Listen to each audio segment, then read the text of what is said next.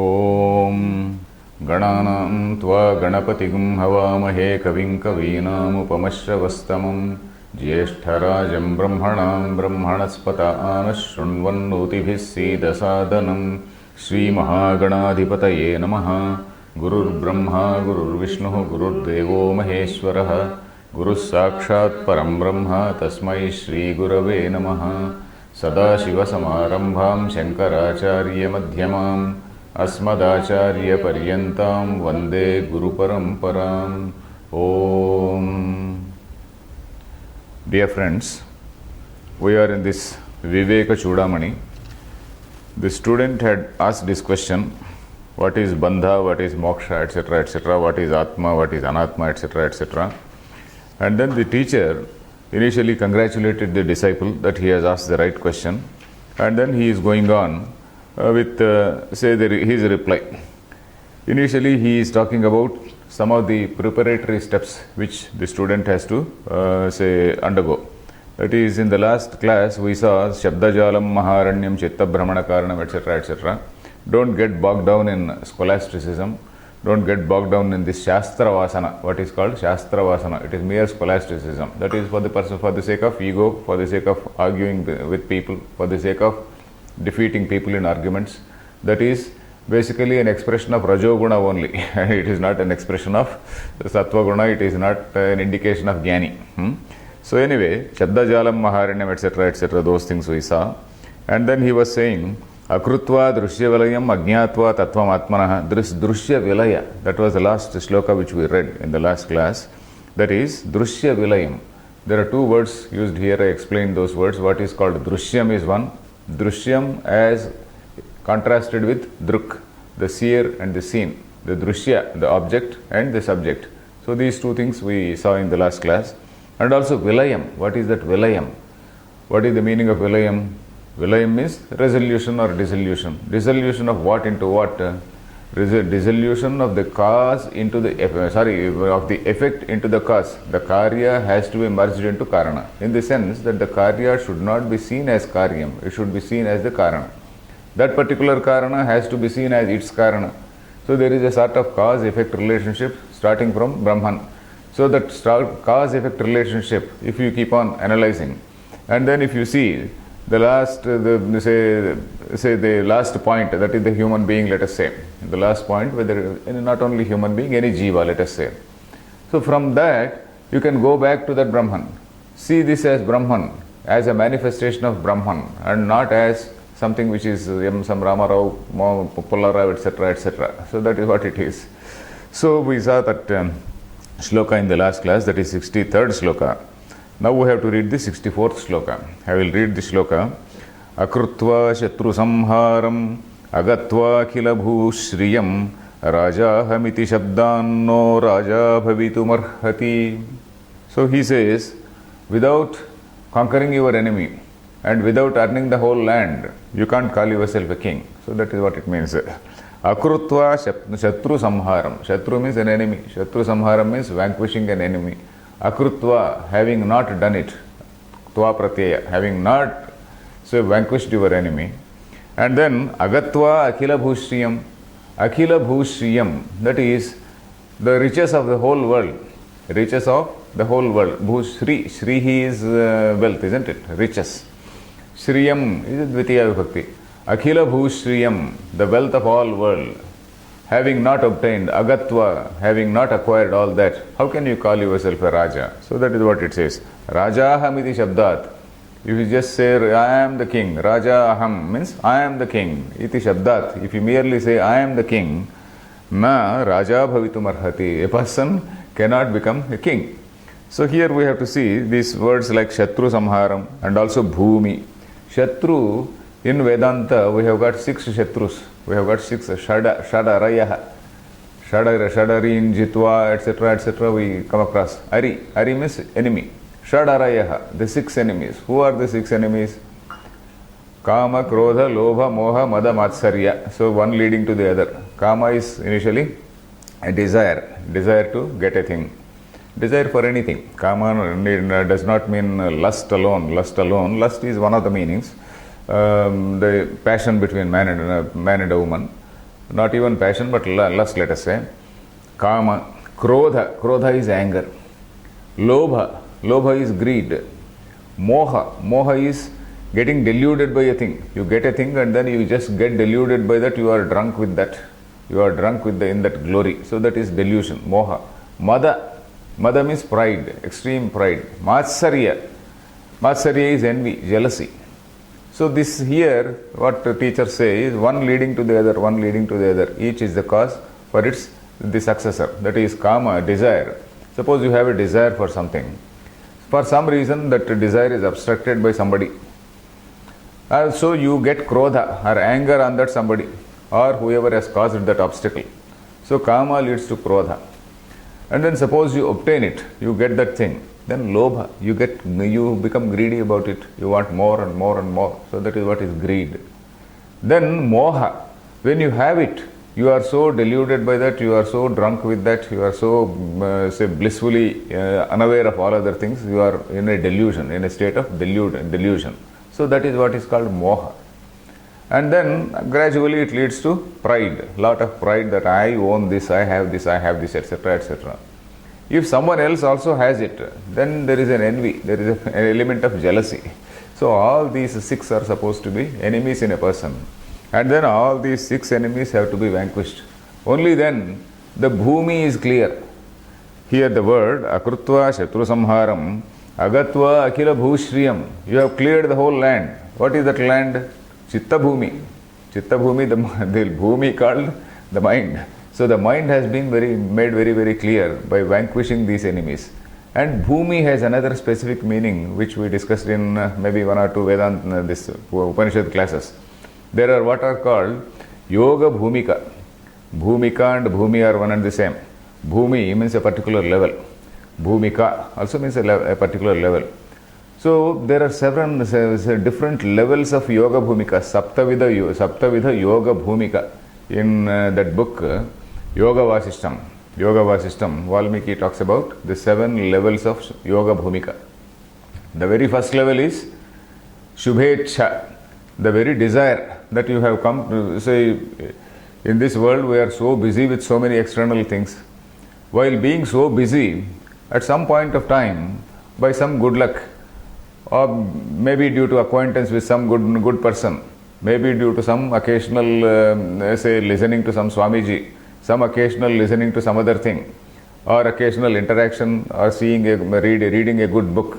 So you get some desire, oh, let me read Gita. So that itself is a Shubhecha. So for about 30 to 40 years, we don't bother about it. Then suddenly, when your child starts asking a question, then you feel yourself wanting, you feel yourself unequipped to answer that question. Then you start reading, oh, let me read Gita, or let me read this book, let me read that book. So you start reading it. So that itself is Shubhecha. After that, you go to higher levels, etc., etc. There are 7 levels, right up to the level of the extreme Paramahamsa and Avadhuta, all those people who have totally renounced the world. So that level. So those are the Bhushriyam. Bhu means Bhumi, that level. Akhila Bhushriyam. Having not attained that particular Bhumi, how can you call yourself a Raja? So in Vedanta parlance, Raja also is a person who has realized himself. So that is the meaning here. So Rajahamiti Shabdat, na Raja Bhavitum Arhati. A person cannot become a king by merely calling himself. Then the next shloka also talks about certain requirements. What are they? Aptoktim khananam tathopari shiladyutkarshanam svikrutim nikshepas samapechate nahi bahishabdaistu nirgachati tadvad brahmavidopadesha mananadhyanadibhirlabhyate maya karyatirohitam swamamalam tattvam na duryuktibhihi. This poem is called a Shardula Vikriditam. This chandas, the prosody here, it is called Shardula. Shardula means a tiger. So the meter here moves like a tiger. So that is what it is. But I read it not like a tiger, I read in a gentle way. Aptoktim khananam tathopari. Aptokti. What is this? Apta plus ukti. Aptokti. Apta. Who is Apta? Apta means somebody who is highly trustworthy for you. Apta. Another meaning for apta is one who has already attained. Aptaha. Apti means something, acquiring something. Aptaha is somebody who has already attained. Apta is also somebody who is accepted by you. Somebody who is accepted by you very, very closely, who is trusted by you very closely, like your own parent. Your own parent or your own teacher. So that is aptaha. Aptoktim, the first thing is aptokti is very much needed. So here, of course, he is giving the example of digging out a treasure. Suppose, in olden days, we did not have all these banks, etc. They used to dig somewhere on the ground, and then somewhere they used to keep. And then to remember the place properly, they used to keep a particular stone or some such thing.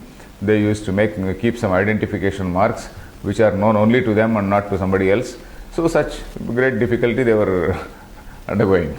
So here, if you want to dig out a treasure, what is needed? You need some correct information about the treasure. Where exactly is the treasure? Who will tell that? Only the father will tell. The father will tell the son, "Oh, my dear son, I have hidden the treasure. I have kept the treasure hidden there, and then you please go and dig that." So that is aptokti. Aptokti is the word of a trusted person. So that is one. Khananam is digging. So the man has to take some crowbar and go and dig it sometime in the midnight when nobody else sees.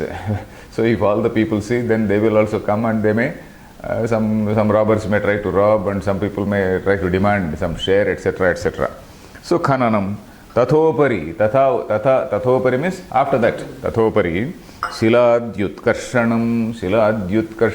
He has kept some stones, etc., some slabs he has kept there. So all those slabs you have to painfully take it out, very carefully and painfully you have to take them out. And then Siladi Utkarshanam, you have to pull them out. Utkarshanam, pull them out. And then Svikrutim, then you have to take that treasure. So that Nikshepam is something which is hidden there, something which is a treasure which is kept there. Nikshepa, we call it Bhumilo, Nidhi Nikshepalu we say. Nidhi and Nikshepa is something which is kept hidden underground. So Nikshepa samapekshate. Nikshepa requires all these steps. It needs all these steps. That is information, then digging, then again taking out all the all that surface material, and then taking it. Nahi bahishabdaistu nirgachati. By merely saying nikshepa, it will not come out.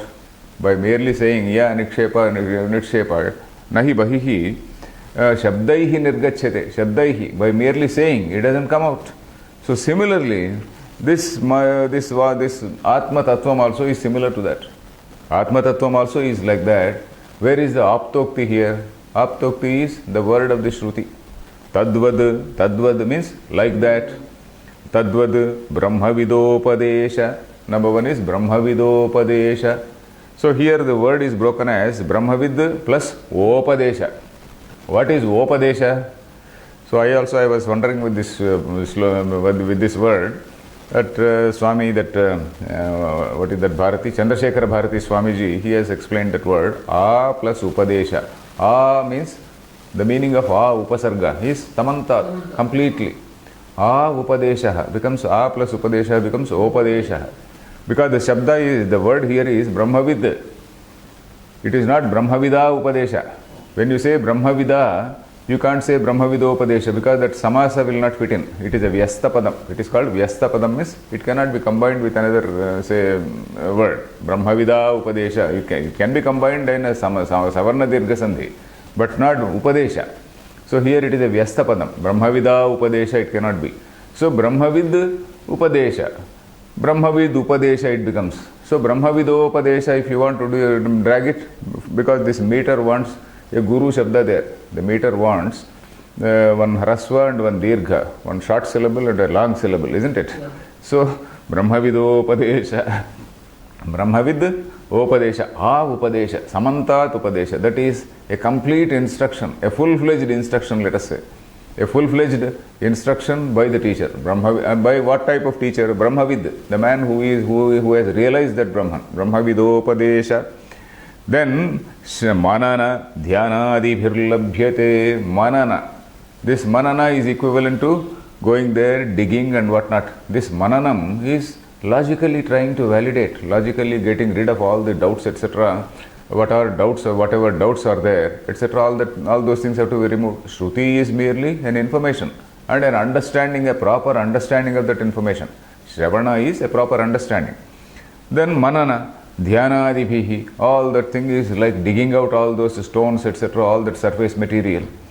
Dhyanadibhir labhyate, labhyate means it is attained. What? Maya karya tirohitam swam amalam tattvam.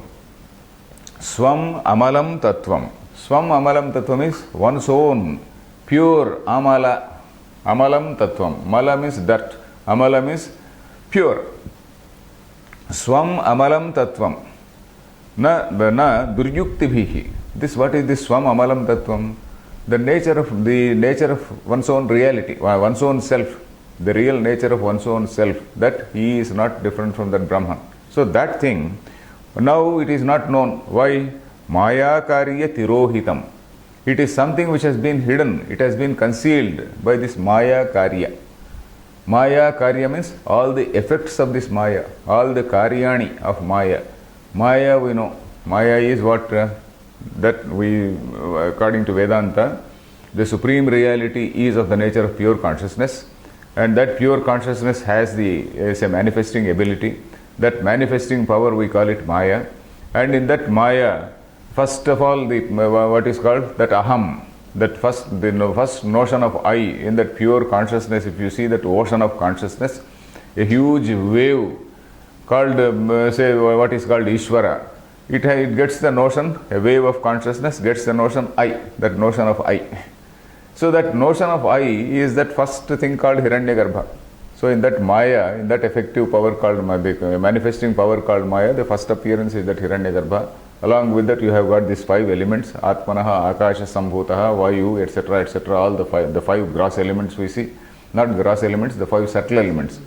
And those 5 subtle elements, how they combine and become gross elements, of course, Shankaracharya is going to say. Broadly, now we have to know that Maya Karya, that is, Maya is the cause, and the Karyani, what are the Karyani? From that Maya, you have got this Sattva, Rajas, Tamoguna, and then because of this Sattva, Rajas, Tamoguna interaction, etc., etc., all these things have come. Then with the human being, not only human being, starting from an elephant, starting from a mosquito to an elephant. All these things are products of the Sattva, Rajas, Tamoguna, the 3 gunas only. All these things are Karyani. And the notion of I. I is, what is the real nature of I? The real nature of I is pure witness, pure consciousness. So, but then because of this Maya, he is identifying himself with this body-mind complex. That is how that Maya Karya Tirohitam Swamamalam Tattvam. One's own real nature, one's own my real identity I have forgotten. I am saying I am Aravinda Rao, I am saying so and so, I am staying there somewhere in some such place, etc., etc., forgetting my real identity. So why am I forgetting my real identity? Because of this Maya Karya, because of this identity which is given to me by that Anadi Avidya is one, plus some identity which has been say superimposed on me by the society, by the environment, or with all those things I have forgotten myself. So all that Maya Karya Tirohitam, whatever has been hidden or concealed by the effects of this Maya, that thing is revealed. Na duryuktibhihi, not by specious logic. Duryuktibhihi. Yukti means logic, isn't it? Duryukti means false logic. All types of pervert logic. So all such pervert logic or perverse logic has to be kept aside, and then the yukti which will facilitate you to understand the say script, the shruti, that has to be accepted. The scripture, the yukti which will facilitate you to understand that scripture, that has to be accepted. So that is Shrutimatas tarko anusandhiyatam. Shankaracharya says in some other context, Shrutimataha tarkaha anusandhiyatam. That is a shruti which will facilitate you to understand, not some false logic of somebody who wants to denigrate it, who wants to denounce it, because you want to have that experience. And that experience is something which is seen, which is known to some people. It is not as though it is a false thing. Shruti, Yukti and Anubhava, all the three things are taken into consideration. Okay. The next poem is the same thing. Tasmat sarva prayatnena bhava bandha vimuktaye svenaiva yatnah kartavyo rogadadiva panditaihi. So earlier also we have come across that you have to travel your own path. The Guru is only a guide. He will only tell you. But you have to travel your own path.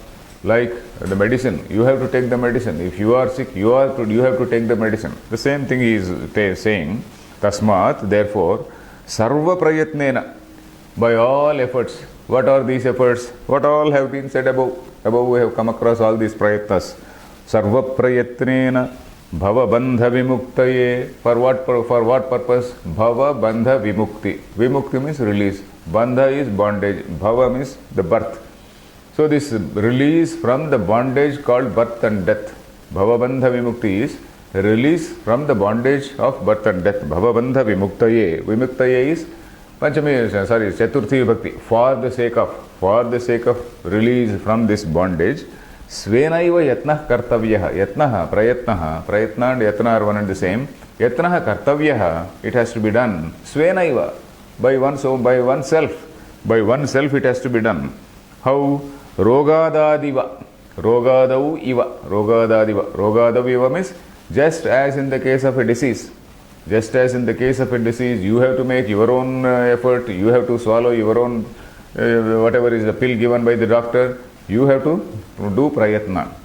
Panditaihi. Panditaihi means by intelligent people, by intelligent seekers. Here we are talking about seekers.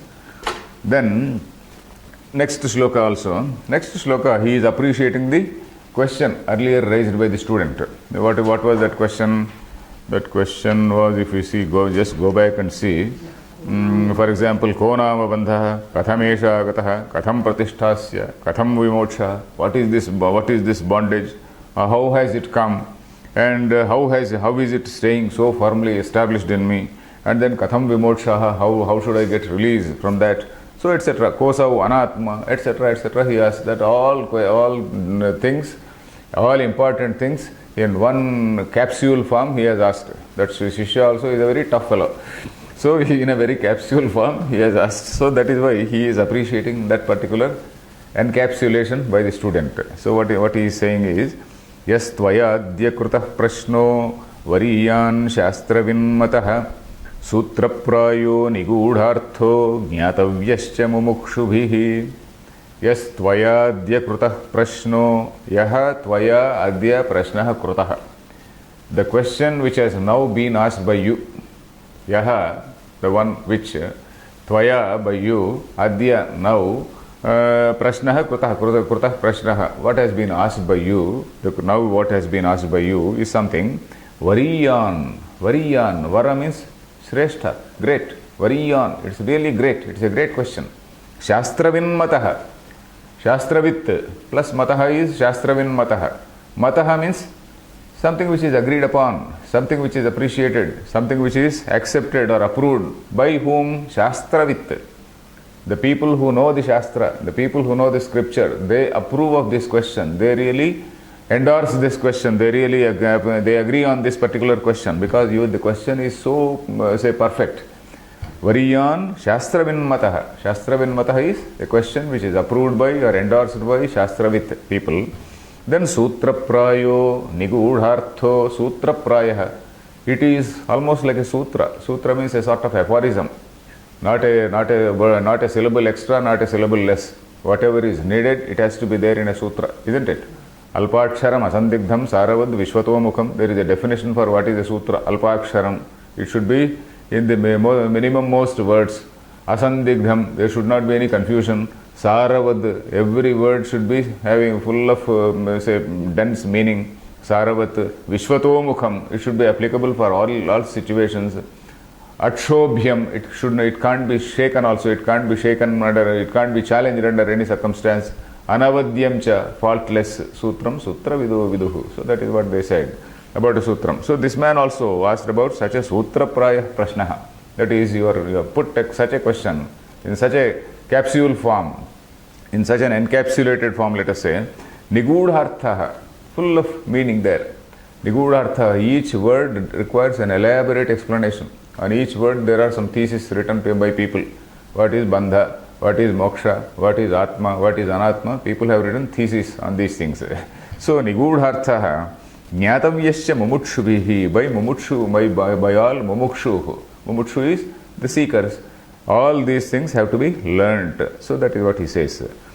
Then next is Shrunushva vahito vidvan yanmaya samudiryate tadetat shravanat sadyo bhavabandhad vimokshiyase.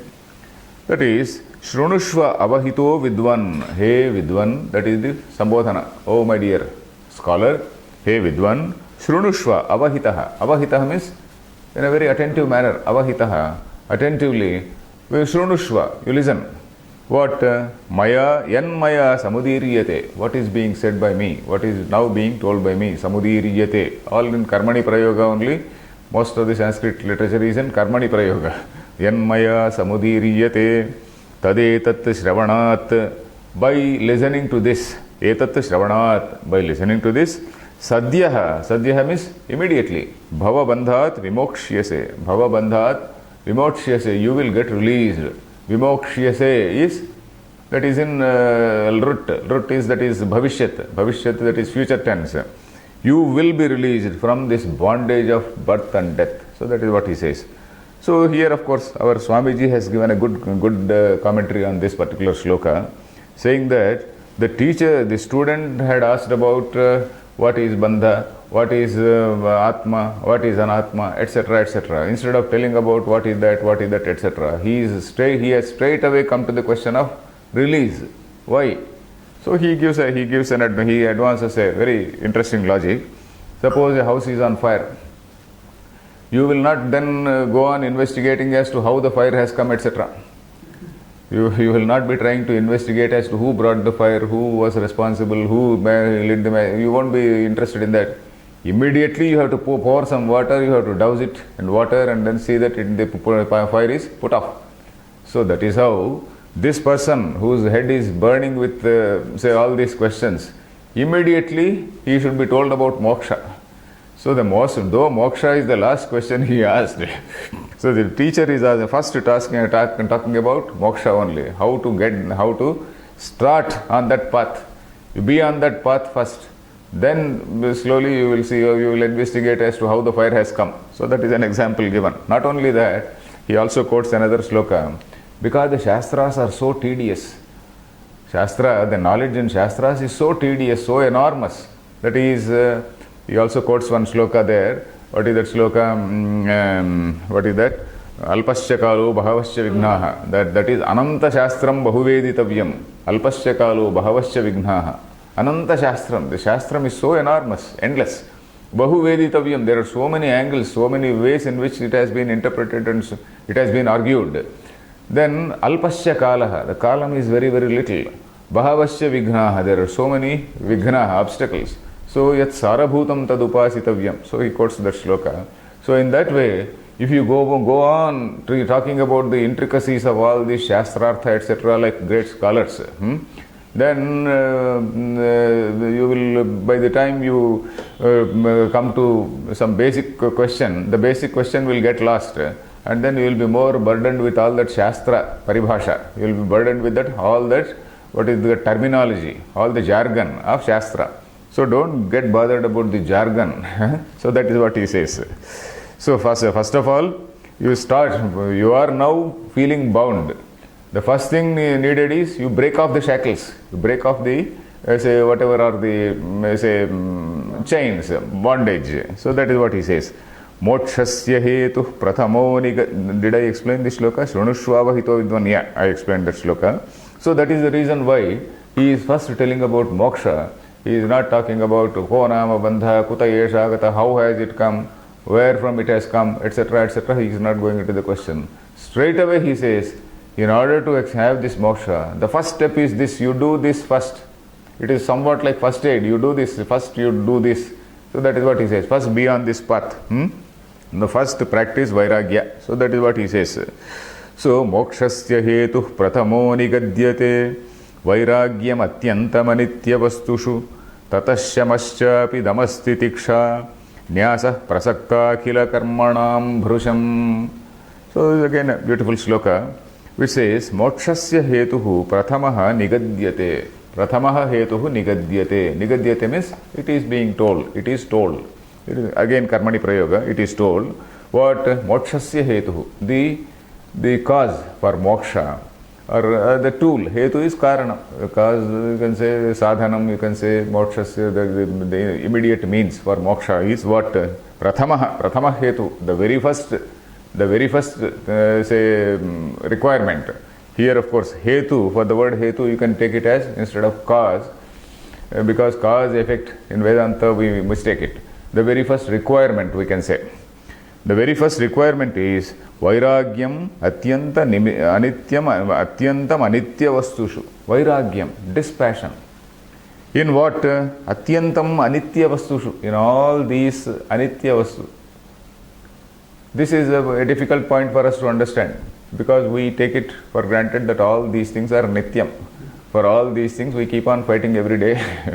So the Vedanta teachers, they start giving the example of the very earth itself. The earth itself is anitya.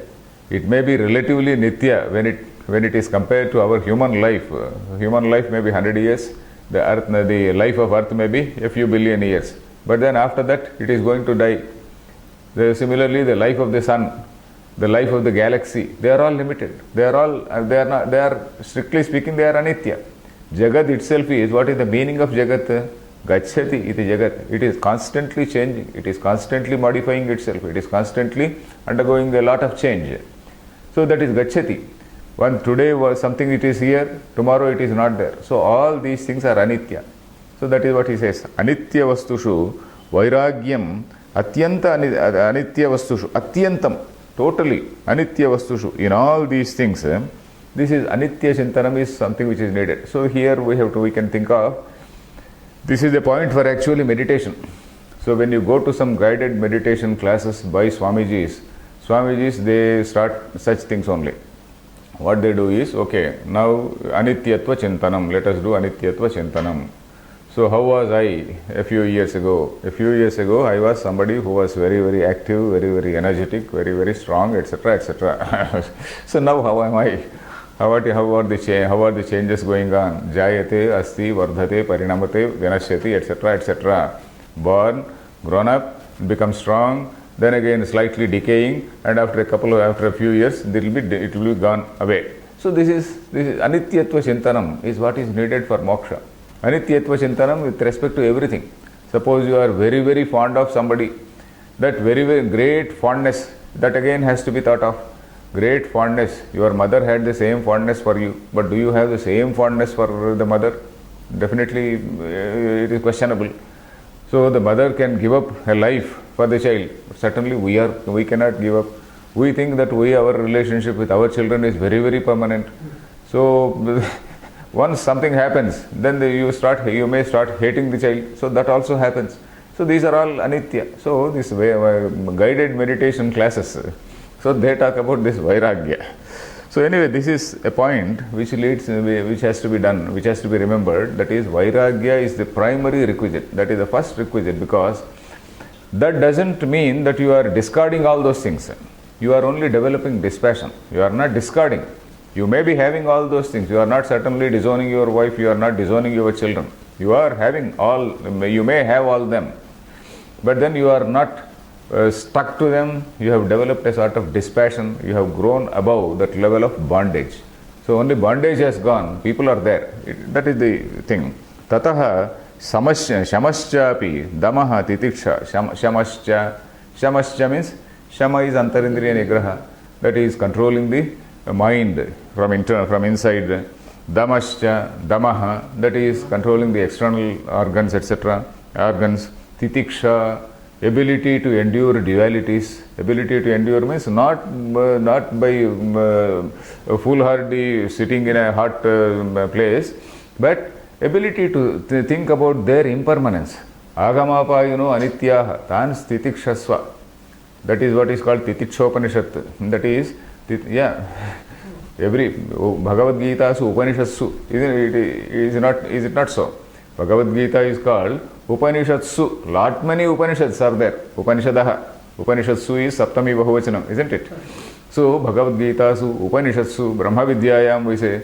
So, people have given names, some people have given names for each sloka also as an Upanishad.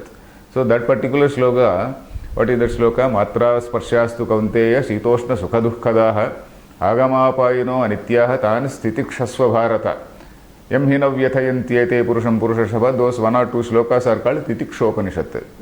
So it is like that. So Titiksha, tan stitisha. Titisha means not in a foolhardy way sitting and then bearing it. Just realizing that they are impermanent. They just come and go away.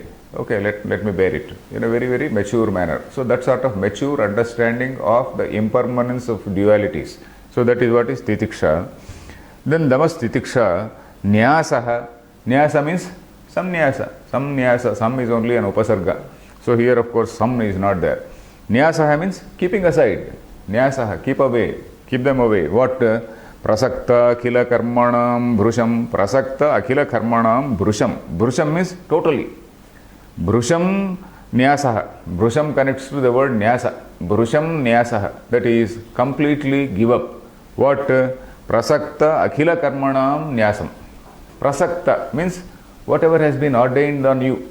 Because in our system, in the Hindu system, in the Vedic system, let us say Vedic or Hindu, whatever it is, you have there are certain duties which are enjoined on a person. That is depending on a particular varna, depending on the ashrama. So certain duties are enjoined. Varna means, for example, a Brahmana. He is supposed to do Swadhyaya, Pravachana, etc., etc. He is supposed to teach people. He is supposed to study the Veda properly. And also he is supposed to live by Bhikshatanam. In olden days, of course, Bhikshatanam means he has to live such a frugal life. He should not be enamored of wealth. He should lead a very, very frugal life so that he can be a role model for all others. So otherwise the whole world will be greedy and quarreling, and then there will be law of the jungle. So it should not be like that. So he is a man who is a sort of say a moral mentor, a person who is a role model with respect to ethics and morality. So that was the picture. Kshatriya, he had another code of conduct. His duty was to protect people who are being harassed by bad guys. So that was the role of a Kshatriya. So each person according to the varna or according to the ashrama. Ashrama means brahmachari has to do this, grihastha has to do this. So all these are called prasakta karmas. Prasakta means something which are connected to a particular context. We know the word prasanga. Prasanga means context. Prasakta means relating to that context, isn't it? That sanga, sakta, all those related words. So prasakta akhila karmanam. So that is all the actions which are enjoined on a person depending on his depending on his context. That is depending on the varna or ashrama. So here prasakta akhila karmanam bhrusham nyasaha. Totally giving up. So these qualities, so all these qualities are called, these are the things which have to continue even in a jnani. So for example, vairagyam. Vairagyam is not merely a sadhanam, it should be a continuous way of life. Vairagyam, you start with vairagyam as a practice. In Gita we hear about one sentence, one wonderful line from Shankaracharya. Krutarthasya lakshanani yani tanyeva sadhanani. So for say the qualities or characteristics of a jnani. So you are seeing those qualities. Those qualities a seeker has to consciously cultivate. Tanyeva sadhanani. Consciously cultivate. So a jnani is having vairagyam. A seeker cultivates that vairagyam. So cultivates that vairagyam as a sadhanam. But after becoming a jnani also, that thing continues. That vairagyam doesn't cease, dispassion, that element of dispassion does not cease. So that is why it is called an antaranga sadhanam. Even when he is a jnani, that thing continues. What? Vairagyam continues. Similarly, shama continues. Similarly, dhamma continues. All these shama, dhamma, vairagyam, etc. These are called antaranga sadhanani. Why? Because they continue even after the person is, becomes realized. So that is the point here. Nyasaha prasakta akhila karmanam bhrusham. So here of course, as I said, the commentary by Chandrasekhara Bharati is really good. Then the next next shloka he is talking about Shravana Manana Nididhyasana, that three tier practices. What is that? Tatashrutistan mananam satatvadhyanam chiram nitya nirantaram munehe tato vikalpam parametya vidvan ihaiva nirvana sukham samruchati. Tataha shrutihi tan mananam satatvadhyanam. So that is what he says. Tataha, thereafter, shrutihi. Shrutihi means understanding the meaning of the words. Shruti means not merely listening. That is avadharanam. Vedanta Vakya avadharanam. That is what is Shravanam. Not merely listening and then if you listen it will go away from the other end. This is, it has to be retained. That is Shruti. Shravanam means understanding.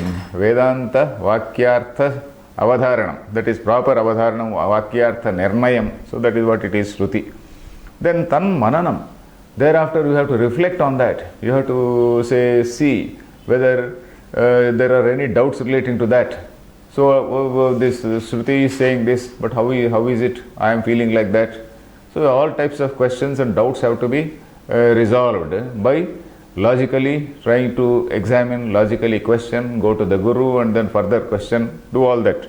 So Shrutistan Mananam, then Satatva Dhyanam. Once all those doubts are resolved, then just meditate on that. Apply it to yourself. Once you have all the doubts cleared, then apply it on yourself. That is what is called Anusandhanam. Anusandhanam is also called Dhyanam. Anusandhanam is just meditate on that. Yes, that is what I am. That is what I am. That Tattvamasi, Aham Brahmasmi, etc. Those sentences are there in the Shruti. So one has to do that Anusandhanam. So that is meditating on them. Then meditating how? Chiram. Chiram means for a long time. Nityam. Nityam means always. Nirantaram. Antaram means gap. Nirantaram means without a gap. That is unbroken, in an unbroken manner for a long time. Patanjali also says that same thing. Satu dirghakala nairantarya, something he says. Satu dirghakala nairantarya. There is some sutra by Patanjali. Dirghakala, for a long time. Nairantarya, that is nirantara. Nirantarasya bhavaha nairantaryam, isn't it? Antaram means a gap. Nairantaryam. So for a long time, that yatna or prayatna has to be done. Nitya nirantaram munehe. Munehe means of the seeker here. Then tato avikalpam param yetya vidwan. Tataha, thereafter, vidwan, this particular seeker, avikalpam param yetya. Yetya means having attained. Having attained what? Avikalpam param. That where that avikalpam, there is no confusion. Vikalpa means diverse ways of understanding. So many ways of understanding. You are not very, very firm in your understanding. Sometimes you feel like this, sometimes you feel like that. That is avikalpa. That is vikalpa. So avikalpa means resolving all doubts. That is one meaning. Another meaning also is where that triputi has disappeared. So long as you have not realized that triputi is there, that notion of duality. You are the perceiver. Jnanam, Gnata, Jnayam. That triputi is there, isn't it? Triputi means that triad. What is the triad? The knower, the known and the knowledge. I am different from that. That notion of duality is always there. When that notion of duality is there, you are still feeling yourself a limited person. The notion of duality is only because a person feels limited. So once the realization is there, that notion of duality disappears. Once the notion of duality disappears, then he is one with the infinite. So there is no question of Dvaitam. There is no question of duality there. There is no difference between the object and the subject. So the subject consciousness and the object consciousness, they merge. And then there is a perception of one ocean of consciousness. He is, like Swamiji says, Swami Dayananda says, ocean-like consciousness. So that is a sort of unitary consciousness or prajnana ghana, as the Upanishad says. So that is what is avikalpam param. Param is supreme, we know that word. Then vidwan, where is it after death? Not after death. Ihaiva, here itself. Though this word ihaiva appears in Upanishads several times. Ihaiva. So this is to assure you that it is realized here itself. It is not as though you are going to some heaven and then in that heaven you have got this bliss, etc. This bliss is much better than, much higher than what you call heaven. Ihaiva Nirvana Sukham Samruchati. Samruchati means he enjoys. What? Nirvana Sukham. That is absolutely Nirvana. That is, suppose a lamp is there in a where there is some breeze. That lamp will be always flickering. That flame will be flickering. So suppose the breeze is more, the flame is put off. So Nirvana is where there is absolutely no breeze. But of course, in modern terms, we should say that there is enough oxygen, etc. But there is no breeze to shake it. So like that lamp which is just not shaking, the flame which is not shaking, so he is simply shining. There is absolutely no disturbance, no vikshepa, no tossing of mind here and there. So it is that flickering of the lamp is like tossing of the mind. So this mind is very, very clear. It is clear with very firm understanding. So Nirantaram. Nirantaram you can also recall Gita's line. What is that? Naiva kinchit karomi iti yukto manyeta tattvavit pashyan shrunvan sprushan jighran ashnan gachan. That particular shloka in 5th chapter. You see, Nirantaram. For that Nirantaram means always, whatever action you may be doing. Pashyan, you are seeing something. Shrunvan, you are listening to something. Sprushan, jighran, you are touching something, you are smelling something. Indriya, in all those contexts you are thinking that Indriyani indriyartheshu vartante. The indriyas, the sense organs, they are going after the sense organs. Sense objects. And then this, I am a neutral, I am totally an observer. I am a witness to all these things. So he is in that, frame of mind. He is not inactive. He is not lazy. He is doing his actions, but at the same time he has developed that dispassion. So that is what we see in Gita. So this particular line for that Nirantaram, Nitya Nirantaram, that can be another sort of guided meditation type of thing. That Pashyan, Shrunvan, Sprushan, Jighran, it can be a sort of guided meditation for any seeker. So then the next shloka is Yad bodhavyam tavedanim atmanatma vivechanam Taduchyate maya samyak shrutva atmanyavadharaya. He says, Yad bodhavyam tava idanim. Whatever has to be understood by you. Bodhavyam is what? Something which has to be understood. Buddha dhatu is to know. Bodhavyam means something which has to be known. Yad bodhavyam, what has to be known? Tava means by you, to you, for you. Idanim, to you. Idanim means now itself. Atma anatma nivechanam taduchyate maya. It is now being told by me. What? Atma anatma vivechanam. The discrimination between what is self and what is non-self. So now we are now going to study this Atma anatma viveka. What is self and what is non-self. In other words, what is drushya and what is the druk. What is the seen, who is the seer and what is the seen. So all these things, Kshetra and Kshetrajna, all these things are synonymous words. So tadidanim atma anatma viveshanam, this sort of discrimination between what is Atma and what is Anatma. Tad uchyate maya samyak, that is now being told by me in a proper way, in a perfect way, samyak, perfect way. Shrutva atmanyavadharaya, Shrutva, having heard it, Atmani avadharaya, in your own self, you firmly come to a decision. Because this is avadharanam, is something to be done by the student only. Shrutva atmani, in yourself, you come to a firm conclusion, a firm realization. Avadharanam. Avadharanam is a firm conclusion, a firm decision, a firm realization. So it is only when a person has a firm realization, then he knows what is Atma and what is Anatma. So because this Atma Anatma Viveka is so confusing, because we always get identified with the body-mind complex. So this body-mind complex, he should always keep it away. So that requires a lot of practice. In fact, keeping the mind away requires a lot of practice.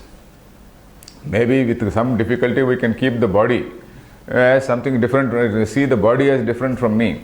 But then it is very, very difficult to keep the mind away, in the sense that it is difficult to see that the mind also is not me. That is the greatest problem. So anyway, I think the next shloka is going to what is non-self, majja, asti, medaha, etc. He is going to describe this sthula sharira, etc. That is going on to sthula sharira varnana, what is non-self, etc. I think we can see in the next class. Harihi Om Tat Sat.